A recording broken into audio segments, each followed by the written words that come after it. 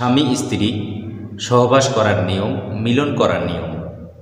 বর্তমান জামানার অধিকাংশ নারী পুরুষ তারা জানে না স্বামী স্ত্রী কিভাবে মেলামেশা করতে হয়। হিংস্র পশু জানোয়ারগুলো যেমন করে তারা মেলামেশা করে, ঠিক কোরআন সুন্নাহ না জানার কারণে, ইসলামী শরিয়া না জানার কারণে বর্তমান জামানার নারী পুরুষ অনেকেই এরকম করে স্বামী স্ত্রী মেলামেশা করে। নাউযুবিল্লাহ। এটা থেকে আমাদেরকে বেরিয়ে আসতে হবে। এই কারণে ভিডিওটা দেখে উপকৃত হয়ে থাকলে অবশ্যই ভিডিওটা লাইক দিবেন এবং শেয়ার করবেন, সবাই যেন দেখতে পারে। তাহলে চলুন কথা না বাড়িয়ে আমরা জেনে নেই স্বামী স্ত্রী মিলন বা সহবাস করার নিয়ম। একটা অবৈধ ছেলে একটা মেয়ে, তাদের মধ্যে কোনো সম্পর্ক নাই, এরা দুইজন মেলামেশা করলে যেমন গোনা হয়, পাপ হয়, কবিরা গোনা হয়, ঠিক একজন বৈধ স্বামী এবং স্ত্রী তারা দুইজনেই পরস্পর মেলামেশা করলে তাদের মধ্যে আল্লাহ তাআলা মুহাব্বত তৈরি করে দেয়, রহমত নাজিল করে আল্লাহ তাআলা তাদের মধ্যে সেটার মধ্যে সওয়াব দান করে দেয়। এবং স্বামী স্ত্রী মেলামেশা করা এটা কি একটা ইবাদত। সুবহানাল্লাহ। স্বামী স্ত্রী মেলামেশা করা এটা কি একটা ইবাদত। আমরা দেখি অনেকেরই সন্তান প্রতিবন্ধী হয়, অনেকেরই সন্তান যেগুলো জন্মগ্রহণ করে অঙ্গহানি হয়, অনেকেরই সন্তান দেখা যায় যে অসুস্থ অবস্থায় দুনিয়াতে আসে, অনেকেরই সন্তান দেখা যায় অবাধ্য হয়, বেয়াদব হয়, এরপরে শয়তানের মতো হয় তার আচরণ, এরকম আমরা দেখে থাকি। এগুলোর কারণ হলো ইসলামী শরিয়া মোতাবেক স্বামী স্ত্রী মিলামেশা না করার কারণে এই অবস্থাগুলো হয়। তো সম্মানিত হাজিরিন, শয়তান চায় আমরা যেন সবসময় যেন খারাপ থাকি, সে চায় আমাদেরকে সবসময় অশান্তির মধ্যে রাখতে, ধোকার মধ্যে ফেলিয়ে রাখতে, এবং সে কিন্তু এটা স্বামী স্ত্রী মিলনের সময়ও সে এটা বন্ধ করে না। এ সময়ও তা এই চেষ্টা শয়তানি অব্যাহত থাকে। এই কারণে আমাদের জন্য, প্রত্যেকটা মানুষের জন্য করণীয় হলো ইসলামী শরিয়া মোতাবেক প্রত্যেকটা কাজ আমাদেরকে করতে হবে। প্রথম নম্বরে হলো স্বামী স্ত্রী মেলামেশা করার আগে অবশ্যই তাদেরকে ব্রাশ করতে হবে, যেন মুখ থেকে যেন কি দুর্গন্ধ না আসে, এটা হলো সুন্নত। দ্বিতীয় নম্বরে হলো উভয়ে, স্বামী স্ত্রী উভয়ে কি করবে? উজু করে নেবে।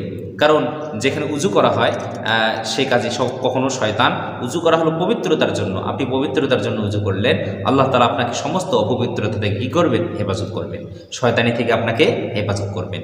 এরপরে 3 নম্বর যে বিষয় সেটি হলো সাধ্যমতো সুগন্ধি ব্যবহার করবেন স্বামী স্ত্রী উভয়ে। তখন একটা আন্তরিকতা, একটা মহাব্বত, একটা ভালোবাসা তৈরি হবে। এরপরে হলো স্বামী স্ত্রী একে অপরকে আদর করবে, ভালোবাসবে, সোহাগ করবে, তবে তার আগে, শুরু করার আগে অবশ্যই বিসমিল্লাহ বলে নিতে হবে। কেন আপনি বিসমিল্লাহ বলবেন এখানেও? কারণ যে কাজের শুরুতে বিসমিল্লাহ বলা হয় ওই কাজে কখনো শয়তান অংশগ্রহণ করতে পারে না।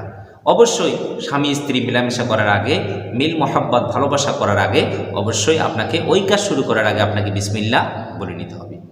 বিসমিল্লাহ বললেন, এরপর আদর সোহাগ করবেন, আদর সোহাগ করবেন, যেগুলো করার লাগে আপনি সেগুলো কি করবেন।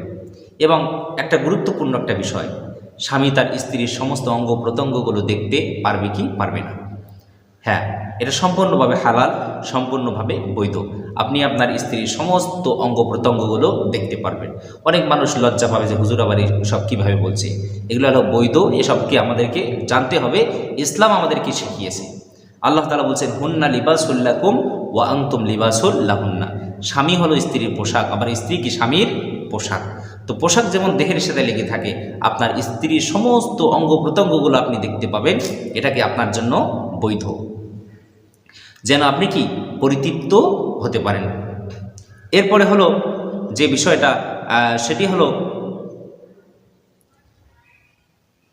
কখনো উলঙ্গ হওয়া যাবে না। স্বামী স্ত্রী মেলামেশার সময় কখনো কি উলঙ্গ হওয়া যাবে না। যদি একান্ত যদি হওয়াই লাগে তাহলে অবশ্যই দেহের মধ্যে কাপড় রাখতে হবে, দেহের মধ্যে কোনো রুমাল বা চাদর দেহের মধ্যে কি দিয়ে ঢেকে দিতে হবে। কখনো আমাদেরকে কি একেবারে উলঙ্গ হওয়া যাবে না। এরপর হলো দোয়া করতে হবে, একটা দোয়া করতে হয়, সেটি হলো বিসমিল্লাহি আল্লাহুম্মা জান্নাবনা শাইতান ওয়া জান্নাবিশ শাইতান মা রাযাকতানা। এটার অর্থ হলো, হে আল্লাহ, তোমার নামে শুরু করতেছি, আমাদের দুজনকে, স্বামী স্ত্রীকে তুমি শয়তানের হাত থেকে হেফাজত করো, এবং এই মিলামিশার মাধ্যমে আমাদের যে সন্তান দুনিয়াতে আসবে তুমি দিবা, এই সন্তানকেও তুমি শয়তান থেকে হেফাজত করো। সুবহানাল্লাহ। এই দোয়াটা আমরা কি অবশ্যই আমরা স্বামী স্ত্রী মিলামেশা করার সময় আমরা এই দোয়াটা করব। বিসমিল্লাহি আল্লাহুম্মা জান্নাবনা শাইতান ওয়াজান্নাবিশ শাইতান মা রাযাকতানা। এবার বলতে পারেন হুজুর আমি তো মূর্খ মানুষ, আমি এই দোয়াটা আবার কেমন করে মুখস্থ করব? আপনার মুখস্থ করার দরকার নাই। আপনি যদি না পারেন তাহলে আপনি বিসমিল্লাহ বলে শুরু করবেন, কারণ যেই কাজে বিসমিল্লাহ বলা হয় ওই কাজে কখনো শয়তান অংশগ্রহণ করতে পারে না। আপনি অবশ্যই কি করবেন? বিসমিল্লাহ বলে শুরু করবেন। এরপরে নেক সন্তান লাভের জন্য আল্লাহ তাআলার কাছে দোয়া করতে হবে, নিয়ত করতে হবে। আপনার স্বামী স্ত্রী মেলামেশার মাধ্যমে যে সন্তানটা দুনিয়াতে আসবে এটার জন্য আল্লাহ তাআলার কাছে দোয়া করতে হবে, হে আল্লাহ আমাদের মেলামেশার মাধ্যমে তুমি একটা নেক সন্তান দান করো, একটা ভালো সন্তান দান করো, যে সন্তানকে দেখলেই আমাদের চক্ষু যেন জড়িয়ে যায়, চক্ষু যেন শীতল হয়, যে সন্তান আমাদের সম্মানের জন্য কারণ হয়, যে সন্তান যেন কখনো আমাদের বিপদের কারণ না হয়, মুসিবতের কারণ না হয়। এরপরে যে কোনোভাবে আপনি স্ত্রীর সাথে সহবাস করতে পারেন, যে কোনোভাবে, যে কোনো ভঙ্গিমায়, যে কোনো তরিকায় আপনি আপনার স্ত্রীর সাথে মিলামেশা করতে পারেন, এতে কি নাই কোনো সমস্যা নাই। তবে তিনটি দিক দিয়ে কখনো কি স্ত্রী সহবাস করা যাবে না। আল্লাহ তাআলা বলছেন নিসা উকুম হারথুল লাকুম, তোমাদের স্ত্রীগণ হলো তোমাদের জন্য ফসলের মাঠের মতো, ক্ষেতের মতো, তোমরা তাদেরকে যেরকম ইচ্ছা সেরকম করে তোমরা তাদের সাথে মিলামেশা মিলন করতে পারো, এতে কি নাই কোনো সমস্যা নাই। তবে নারীদের কখনো পায়ুপথে পায়খানার দরজা দিয়ে কখনো এটা করা যাবে না, এটা সম্পূর্ণভাবে হারাম এবং গুরুতর অপরাধ। বিশ্বনবী সাল্লাল্লাহু আলাইহি ওয়াসাল্লাম বলছেন যদি কেউ এই কাজ যদি করে, এই ভয়ঙ্কর খারাপ কাজটা যদি কেউ করে, আল্লাহ তাআলা কাল কিয়ামতের দিন তার দিকে তাকাবেন না, তার দিকে দৃষ্টি দিবেন না এবং আল্লাহ তাআলা তাকে পবিত্র করবেন না, আল্লাহ তাআলা তার দিকে নারাজ থাকবেন।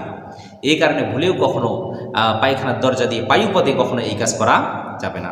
এরপরে দ্বিতীয় নম্বরে যে জিনিসটা সেটি হলো মাসিকের সময় মহিলারা প্রতি মাসে তারা অসুস্থ হয়, এই অসুস্থ হলে কখনো কোনো সময়ের জন্য এই কাজটা কখনো করা যাবে না, কারণ ওই সময়টা স্ত্রী সহবাস করা হলো সম্পূর্ণভাবে হারাম।